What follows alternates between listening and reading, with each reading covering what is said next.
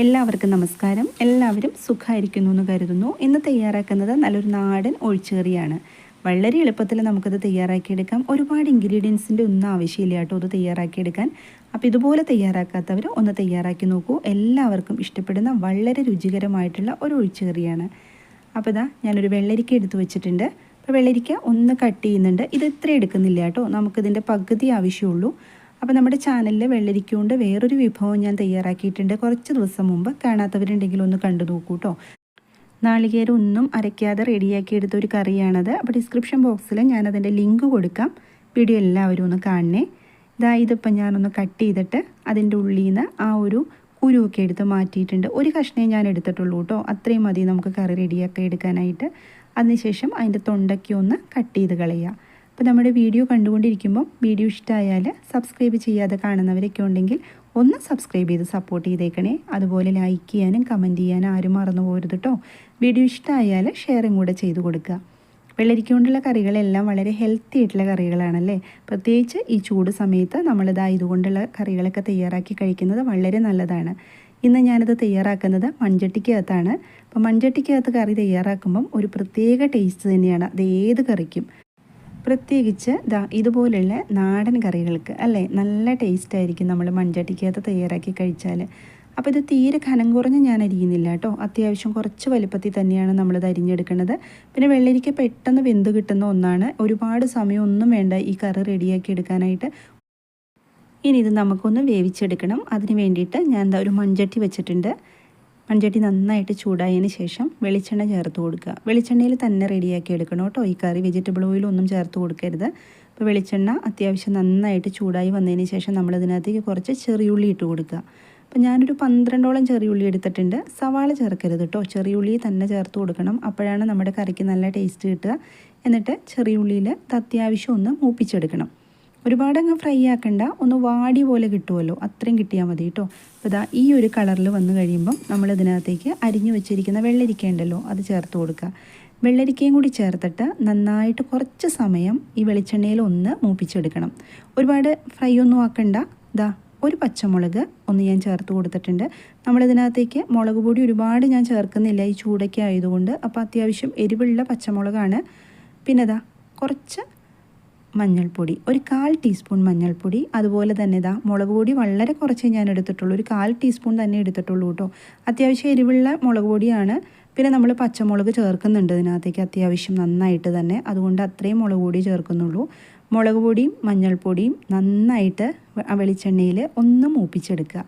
ആ പൊടിയുടെ പച്ചമണം മാറണം. അത് മാത്രമല്ല നമ്മുടെ വെള്ളരിക്കയിലേക്ക് ഈ ഒരു പൊടികൾ നന്നായിട്ട് ഒന്ന് പിടിക്കുകയും വേണം. അപ്പോൾ ഒരു 2-3 സെക്കൻഡ് ഇതുപോലെ ഒന്ന് മൊരിച്ചെടുക്കണം കേട്ടോ. ഇതുപോലെ തയ്യാറാക്കി നോക്കൂ, നല്ല ടേസ്റ്റാണ് നമ്മുടെ വെള്ളരിക്ക കറിക്ക്. അതിനുശേഷം വെള്ളം ചേർത്ത് കൊടുക്കുക. വെള്ളം ഒരുപാട് ചേർത്ത് കൊടുക്കണ്ട, കാരണം എന്താ വെച്ചാൽ എല്ലാവർക്കും അറിയാവുന്ന കാര്യമാണ്, വെള്ളരിക്കയിൽ വാട്ടർ കണ്ടൻറ്റ് ഉണ്ട്, വെള്ളമുണ്ട്, അത് ഇറങ്ങിക്കോളും. അപ്പോൾ ഇത്രയും വെള്ളം മാത്രം ചേർത്ത് കൊടുക്കുക. അതായത് കഷ്ണത്തിൻ്റെ മുകളിൽ വെള്ളം നിൽക്കുന്ന രീതിയിൽ തന്നെ ചേർത്ത് കൊടുക്കുക. ഇല്ല വെച്ചാൽ നമ്മൾ കറി റെഡിയാക്കി കിടക്കുമ്പം ഒരുപാട് വെള്ളത്തിൽ കറി നിൽക്കും. അങ്ങനെ നിൽക്കരുത് കേട്ടോ. നല്ല തിക്കായിട്ടൊക്കെ വേണം നമ്മൾക്ക് ഈ കറി റെഡിയാക്കി എടുക്കാൻ. ഞാനിതൊന്ന് അടച്ചു വെച്ച് കൊടുക്കുന്നുണ്ട്. കുറേ സമയമൊന്നും വേണ്ട, ഇത് വെന്ത് കിട്ടാനായിട്ട് ഒരു 3 മിനിറ്റിനുള്ളിൽ നമുക്കിത് റെഡിയാക്കി കിട്ടും കേട്ടോ. അപ്പോൾ അത് അവിടെ ഇരുന്ന് വേവട്ടെ. അപ്പോഴേക്കും നമുക്ക് അരപ്പ് റെഡിയാക്കാം.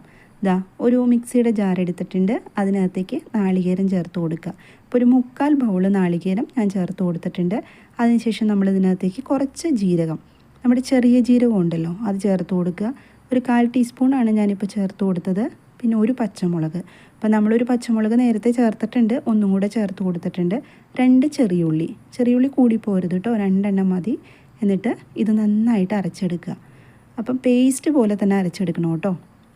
ഈ ഒരു രീതിയിൽ ഞാനിത് അരച്ചെടുത്തിട്ടുണ്ട്. കുറേശ്ശെ വെള്ളം ചേർത്തിട്ട് നാളികേരം അരക്കി വെച്ചാൽ പെട്ടെന്ന് നമുക്ക് നമ്മുടെ വെള്ളരിക്ക വേവാൻ വെച്ചത് ഞാനൊന്ന് തുറന്നു നോക്കി. ഉടഞ്ഞൊന്നും പോയിട്ടില്ല, പകുതി വേവോടുകൂടി കിട്ടിയിട്ടുണ്ട് കേട്ടോ. പിന്നെ വെള്ളം നമ്മൾ ചേർത്ത് കൊടുത്തതും കറക്റ്റ് പാകമായിട്ട് നിൽക്കുന്നുണ്ട്.